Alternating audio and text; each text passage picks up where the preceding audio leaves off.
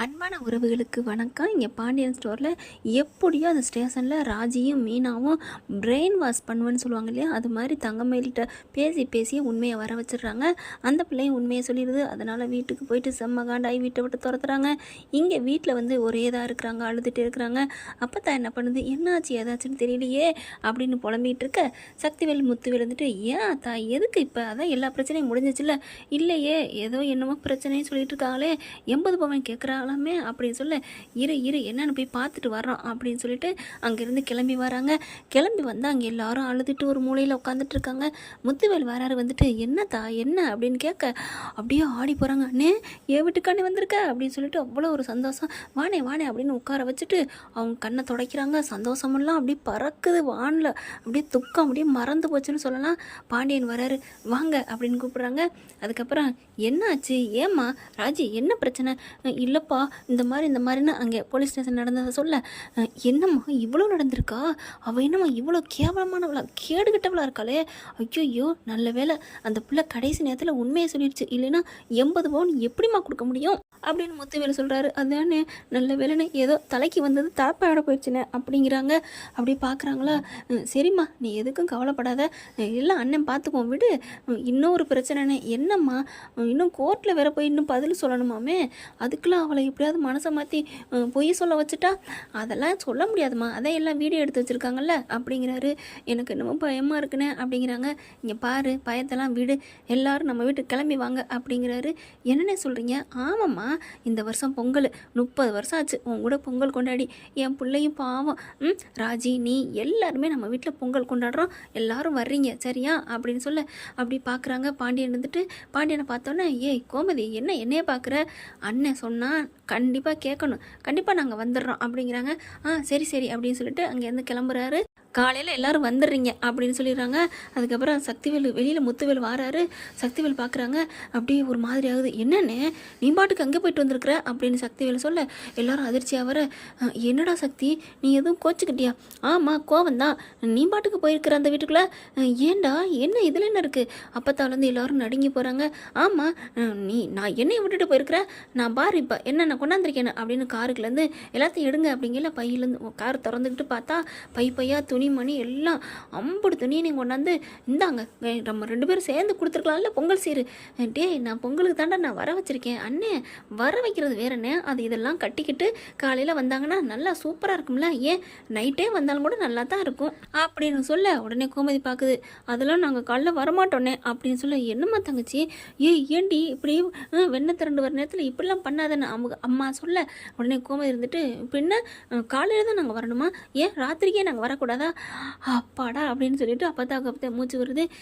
அப்படிலாம் இல்லடி, என்னடி நீ, ஏண்டா சக்திவேலு சாயந்தரம் வந்தா வேணா நான் சொல்லுவேன், ஆமாம் வேணான்னு தான் சொல்லுவேன், என்னடா சொல்கிற, அட சாயந்தரம் வரைக்கும் ஏன் இப்போவே வாங்க அப்படின்னு சொல்ல, ஐயோ பாசத்தில் ஒருத்தருக்கு மேலே ஒருத்தர் பஞ்சம் இல்லாமல் திளைக்கிறாங்களே அப்படின்னு சொல்லிட்டு, இல்லைண்ணே நாங்கள் காலையில் கண்டிப்பாக வர்றோம் அப்படின்னு சொல்லிட்டு துணிமணிலாம் வாங்குறாங்க. எல்லாத்தையும் எடுத்து பார்க்குறாங்க. ஐயோ சூப்பராக இருக்குது, எனக்கு பிடிச்சிருக்கு. ராஜி உடனே, சித்தப்பா எனக்கு ரொம்ப பிடிச்சிருக்கு சித்தப்பா, எல்லாமே குமார் தாம்மா செலக்ட் பண்ணா அப்படிங்கிறாங்க.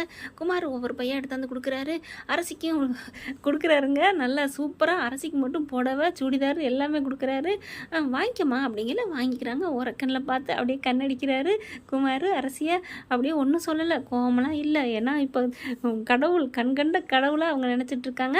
அதுக்கப்புறம் சரி நீங்கள் காலைல வந்துடுங்க, எதையும் நீங்கள் கவலைப்படக்கூடாது சரியா, அண்ணங்க நாங்கள் இருக்கிறோம் அப்படின்னு சக்திவேலு முத்துவேலும் சொல்லிட்டு போகிறாங்க. ஐயா பெத்த வீர குளிர வைக்கிறீங்க ஐயா அப்படின்னு ஆத்தாக்காரி ரொம்ப சந்தோஷப்படுது. அடுத்து காலையில் பார்த்தீங்கன்னா எல்லோரும் தூங்கி போகிறாங்க சந்தோஷமாக. காலையில் அண்ணன் வீட்டுக்கு போக போகிறோம், காலையில் நீ அப்பா வீட்டுக்கு போக போகிற அப்படின்னு ரொம்ப ஹாப்பியாகிறாங்க. மீனா ஒரு ராஜியும் பார்க்குறாங்க.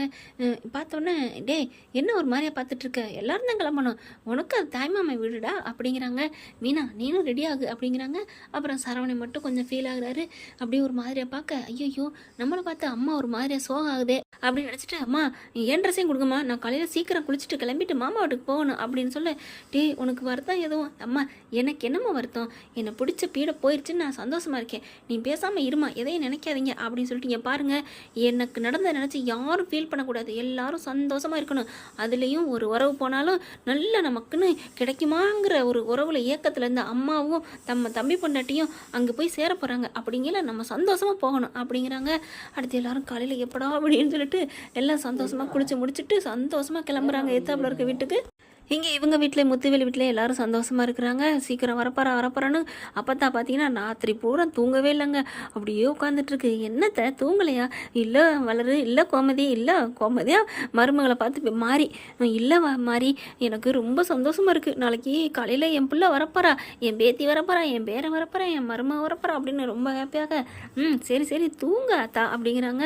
அதுக்கப்புறம் அவங்களுக்கு எங்கே தூக்கம் வருது? காலைல எந்திரிச்சோன்னே வாசலை பார்க்க, அட ட்ரெஸ் எல்லாம் போட்டுக்கிட்டு வந்து நெல் வருவாங்க அப்படின்னு சொல்லிட்டு இருக்கீங்கள, கரெக்டாக வந்துடுறாங்க. வந்தோடனே அம்மா அண்ணேன்னு தான் வருது.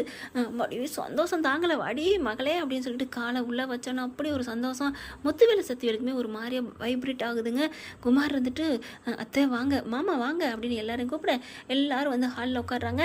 அதுக்கப்புறம் எல்லாருக்கும் காஃபி கொடுக்குறாங்க. குடிச்சதுக்கப்புறம் ட்ரெஸ் எல்லாம் கரெக்டாக இருக்கா, எல்லாருக்கும் எங்களுக்கு எடுத்து தச்சது மாதிரியே இருக்குனே அப்படின்னு கோமதி சொல்ல, எல்லாம் சக்திவேல் சொல்கிறாரு, எல்லாம் குமார் செலெக்ஷன் தான் அப்படின்னுட்டு, சரி வாங்க எல்லாரும் பொங்கல் கொண்டாடுவோம் அப்படின்னு சொல்ல, இல்லை சாப்பிட்டுட்டு போய் பொங்கல் கொண்டாடலாமே அப்படிங்கிறாங்க.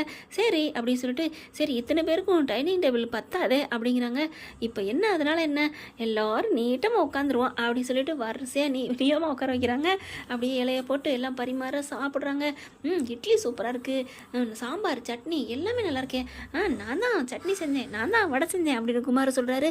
அரிசி அந்த தக்காளி சட்னி நல்லா இருக்கா அப்படிங்கிற, நல்லா இருக்குது அப்படிங்கிறாங்க. நான் தான் அரிசி செஞ்சேன், உனக்கு பிடிக்கும்ல அப்படின்னு சொல்ல, ஏன்னா ஏற்கனவே சொல்லியிருக்காங்களா, அதை வச்சு அப்படியே எல்லாரும் பார்க்க, இல்லை தக்காளி சட்னி பிடிக்கும்னு அரசி சொல்லியிருக்கு, சாரி அப்படிங்கிறாங்க. விடுப்பா எதுக்கு சாரி சொல்கிற, அதில் ஒன்றும் தப்பு இல்லையே அப்படின்னு கோமதி சொல்ல, தேங்க்ஸ் அத்தை அப்படிங்கிறாங்க. அடுத்து வாசலுக்கு வாங்க போய் பொங்கல் கொண்டாடுவோன்ட்டு பொங்க பானை வைக்கிறாங்கங்க.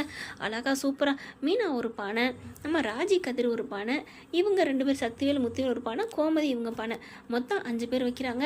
அப்போ வந்து சரவணன் ஒரு மாதிரியாக, டே சரவணா வாடா அப்படின்னு சொல்லிட்டு ஒரு பானை எடுத்துகிட்டு வாங்க அப்படிங்கிறாங்க.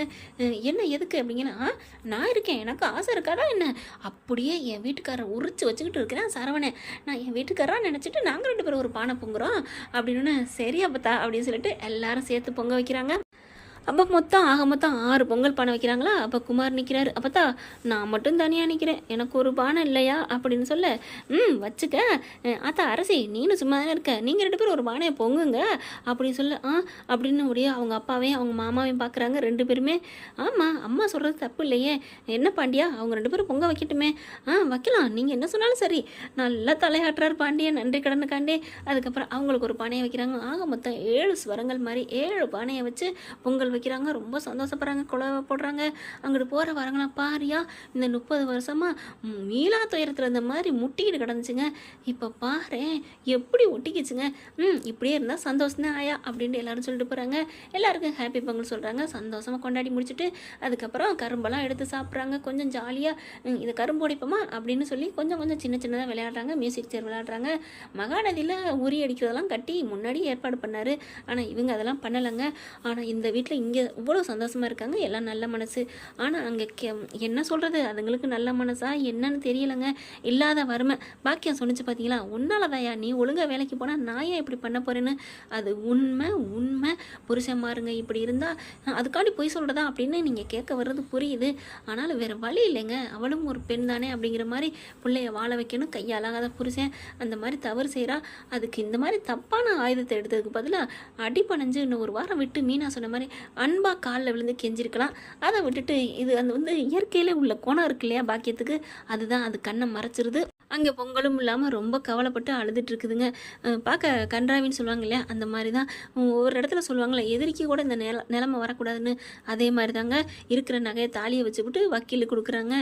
எதுக்குங்க தன்னஞ்சல் பொய் இருக்குன்னு சொல்லுவாங்க இல்லையா, அந்த மாதிரி பொய் தன்னஞ்சல் சுடும். அந்த மாதிரி சுடவும் இல்லை இதுகளுக்கு. ஆனால் தங்கமயிலும் மாமான்னு அழுதுட்டுருக்கு. இவங்க சூப்பராக செம்மையாக கொண்டாடிட்டு இருக்காங்க. அடுத்து மறுபடியும் பொங்கல்லாம் வச்சதெல்லாம் கொண்டு போய் உள்ளார வரைக்கும் வச்சுட்டு பொங்கல் எல்லாத்துக்கும் வைப்போம் அப்படின்னு நல்லா காய்கறி போட்டு குழம்பு குருமா அது இதுன்னு வைக்கிறாங்க. அதில் எல்லாமே பச்சை மொச்சையிலேருந்து அம்புட்டு காய்கறி போட்டு வைப்பாங்க இல்லையா, வைக்கிறாங்க. அப்புறம் மறுபடியும் நீங்கள் ஆண்கள்லாம் உட்காருங்க, நாங்கள் பரிமாறுறோம் அப்படின்னு சொல்லிட்டு பெண்கள் சொல்கிறாங்களா, சரி அப்படின்னு சொல்லிட்டு ஆண்கள் பூரா உட்காடுறாங்க, பெண்கள் பூரா பரிமாறுறாங்க. அரசி என்ன வச்சுருக்கான்னு பார்க்குறாரு. சோத்தை போட்டோன்னே அவங்க அரசி வந்து ரசம் வச்சுருக்காங்களா, அப்போ தான் எனக்கு ரசம் கொடுங்க அப்படிங்கல. டேய் என்கிட்ட சாம்பார் தாண்டா வச்சுருக்கேன், யார் ரசம் வச்சுருக்கிறது அப்படிங்கல. அரசி அப்படின்னு சொல்ல அப்படின்ட்டு சரி சரி பேரப்புள்ள ரொம்ப தான் இதாக இருக்கேன் அப்படின்ட்டு, அரசி போய் என் பேரனுக்கு ரசம் ஊற்றுமா, எடுத்தோன்னே ரசமா, அட ஊற்று அவனுக்கு ரசம் பிடிக்கும். ஆகா அப்போ தான் நல்லா சொல்லி கொடுக்குதே நமக்காக. எனக்கு ரசமே பிடிக்காது, இருந்தாலும் என்னை புரிஞ்சுக்கிட்டேன் என் அப்பத்தான் அப்படிங்கிறாரு. போதும் போதும் விடுறா, என்ன பண்ணுறது என் பேரனாயிட்டியே அப்படிங்கிறாங்க. அடுத்து ரசத்தை போய் ஊற்றுறாங்களா, ரசத்தை கொண்டு வச்சுட்டு அடுத்து அப்பளம் எடுத்து வச்சுக்கிட்டு இருக்காங்க. அப்போ தான் எனக்கு அப்பளம் அப்படின்னு குமார் சொல்ல கரெக்டாக கதிர் பார்க்குறாரு. ராஜிக்கிட்ட குனிஞ்சு சொல்கிறாரு, என்ன உன் அண்ணனுக்கு என் தங்கச்சி என்ன வச்சுருக்கோ அதுதான் கண்ணுக்கு தெரியுமோ, விடுங்க இதில் உங்களுக்கு என்ன, இப்போ ஒன்றும் இல்லை நல்லவனா திருந்துனா சரிதான் அப்படிங்கிறாங்க. அதுக்கப்புறம் அப்பளம் அரசிமா போய் அப்பளம் கொடுமா அண்ணனுக்கு. என்னது அண்ணனா அப்படின்னு குமார் பார்க்க, அதான் ராஜி அண்ணனுக்கு அப்பளம் கொடு அப்படிங்கிறாரு. அதுக்கப்புறம் அப்பளத்தை கொண்டே வைக்கிறாங்க. குமார்னால ஒன்றும் பண்ண முடியலை, அரசியும் வச்சுட்டு வந்துடுறாங்க. எல்லாருமே சந்தோஷமாக சாப்பிட்றாங்க, குழவை போட்டு அப்படி ஒரு சந்தோஷம். அடுத்து இந்த சந்தோஷம் இப்படியே போனால் நல்லாயிருக்கும். மறுநாள் கோர்ட்டை நினச்சி கொஞ்சம் கவலைப்படுறாங்க கோமதி. என்னம்மா ஒரு மாதிரி இருக்க, இல்லை நாளைக்கு கோர்ட்டு ஹேரிங் வருமே அதெல்லாம் பார்த்துக்கலாமா, அந்த பிள்ளை தான் உண்மையாக உளறிடுச்சுல, இது ஒன்று போதும் விடு அப்படிங்கிறாங்க. என்ன ஃப்ரெண்ட் இப்படி போனால் நல்லா தானே இருக்கும், பார்க்கலாம். தேங்க்யூ. இந்த வீடியோ உங்களுக்கு பிடிச்சிருந்தா தயவு செய்து லைக் பண்ணுங்க. இன்னும் அப்டேட்ஸ்க்காக சேனலை சப்ஸ்கிரைப் பண்ண மறக்காதீங்க. நம்ம கிட்ட இருக்க எல்லா சேனல்ஸோட லேட்டஸ்ட் வீடியோ அப்டேட்ஸ்க்காக மேல ரைட் சைடுல காட்டுற லிங்கை கிளிக் பண்ணி வாட்ஸ்அப் குரூப்ல ஜாயின் பண்ணுங்க. உங்களிடம் விடைபெறுவது நான் உங்கள் மெஹர்.